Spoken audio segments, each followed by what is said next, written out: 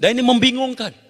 Mana boleh pejabat orang politik menaungi aktiviti macam ini hanya untuk keuntungan dollar and cent yang menyebabkan kemusnahan dari segi sosial, ekonomi dan juga fiber dalam masyarakat kita. Jadi Datuk Ketua bahawa hal ini adalah merupakan hal yang kita kena ambil the whole nation approach. Berdasarkan apa yang telah disampaikan oleh Yang Berhormat Menteri, ini membuktikan apa yang dikatakan oleh Yang Berhormat Tambun, Perdana Menteri, berkaitan judian atas talian ataupun online gaming ini adalah benar. Soalan tambahan saya ada dua bahagian. Pertama, yang menjadi pertanyaan saya adalah kenapa KDN tidak bekerjasama dengan KKD untuk menyelesaikan masalah ini. Kedua, apakah yang menyukarkan pihak polis mengambil tindakan? Adakah wujudnya political patronage? Apakah tindakan yang akan diambil oleh Kementerian Dalam Negeri untuk menyelesaikan masalah ini? Terima kasih. Silakan Yang Berhormat Menteri. Baik, ada beberapa komponen.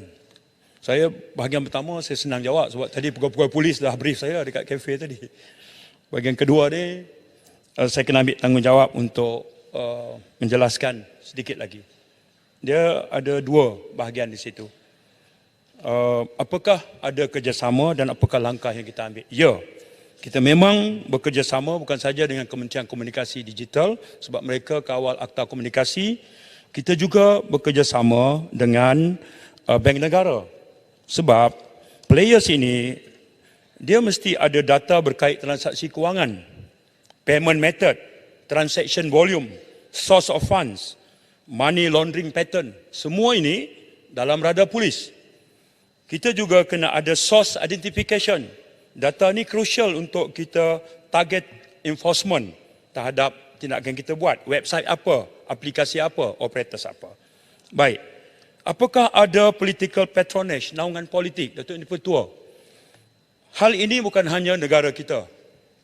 Satu dunia dengan ledakan teknologi baru ini berdepan dengan perkara ini. Tak kiralah Amerika ke Eropah ke sebutlah. Untuk saya berdiri di sini mengatakan Malaysia ini aktiviti online illegal, online gambling ini bebas daripada political patronage, orang akan ketawakan kita. Ya, memang wujud elemen naungan politik ke atas players ini. Ada. Affirmatively ada. Datuk Yang Dipertua, dari situlah datang influence dan protection. Dari situlah datang corruption and bribery. Dari situlah wujudnya tipis political will untuk mengadakan dan membaharui tekad untuk memerangi perkara ini habis-habisan. Jadi pusingan dia adalah players dinaungi dan dia membalas dia punya political master. Political master melindungi dia supaya tindakan tak diambil. Contoh, maklumat dibocorkan. Contoh, polis faham sungguh-sungguh tentang pattern ini. Wujud. Sebab itu, saya imbas sewaktu Tambun pada peringkat awal menyebut elemen ini. Dan kemudian SPRM melakukan siasatan dan tidak ada maklumat yang korporatif. Tapi di peringkat pasukan polis, radar yang kita kesan dengan semua data yang saya sebutkan tadi, ini memang memerlukan perhatian berat. Ya, bahkan kita akan tengok semak balik apakah wujud kelulusan-kelulusan baru, lesen-lesen baru umpamanya, ataupun wujud atau tidak naungan-naungan ini yang membabitkan orang politik tertentu. Untuk ini Pertua, saya nak sebut bahawa ya, political patronage ini adalah kekangan terbesar yang dihadapi oleh KDN, oleh pasukan polis dan oleh kerajaan seluruhnya. Terima kasih. Yang Berhormat Kota Baru. Terima kasih Datuk Yang Dipertua dan terima kasih pada sahabat saya Menteri Dalam Negeri yang beri jawapan yang cukup baik. Saya bagi pihak pembangkang kami amat menyokonglah satu political will yang ada di pihak kerajaan untuk menangani isu yang sekarang ini membarahi dalam masyarakat kita, iaitu perjudian, khususnya yang terbaru perjudian atas talian. Saya ingin mendapat satu jawapan daripada pihak kerajaan. Dalam masa kita membincangkan mengenai perjudian atas talian, terdapat banyak lagi aspek-aspek perjudian yang dapat dilihat secara fizikal, premis perjudian, kasino dalam negara kita ini.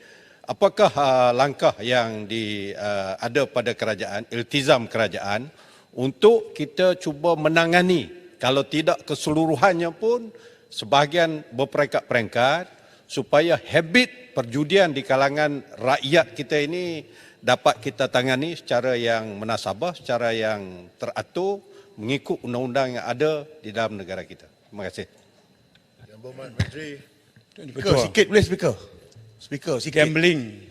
Oh tak boleh. Gambling industry ni Datuk Ketua, whether it is online or offline, government memang ada significant concern. And the government is actively taking measures to combat it.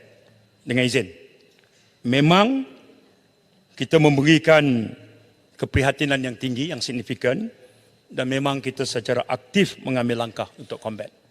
Ya, tak kira dari segi online atau offline.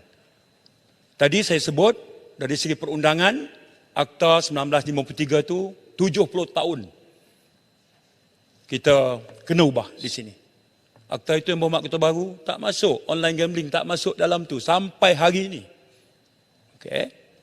Kelompongan itu menyebabkan pasukan polis tak ada keupayaan.